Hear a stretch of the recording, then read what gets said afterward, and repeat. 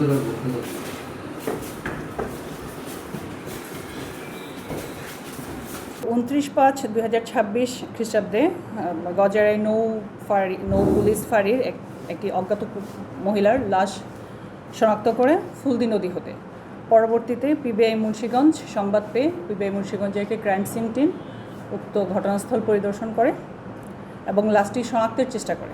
লাশটি একটি মহিলার ভিকটিম, নাম হালিমা। পরবর্তীতে পিবিআইয়ের চিফ জনাব মোস্তফা কামাল স্যারের দিক নির্দেশনায় পিবিআইয়ের একটি চৌকস টিম মামলাটির ছায়া তদন্ত শুরু করে এবং লাশের পরিচয় শনাক্তে সমর্থ হয় এবং গত 30 তারিখে একটি মামলা রুজু হয়, মামলা নম্বর 39 গজারিয়া থানায়।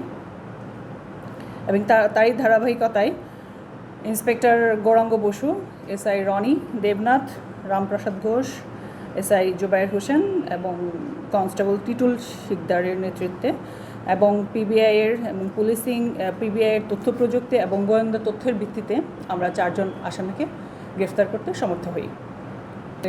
স্বীকারোক্তিমূলক জবানবন্দি প্রদান করেন এবং জবানবন্দিতে তারা এটা স্বীকার করেন যে ঘটনার প্রায় অনুমান 15 দিন পূর্বে তারা ভিকটিম হালিমাকে মারার একটা পরিকল্পনা করেন এবং পরিকল্পনার স্থানটা ছিল হামদর্দ মেডিকেল বিশ্ববিদ্যালয় প্রাঙ্গণ।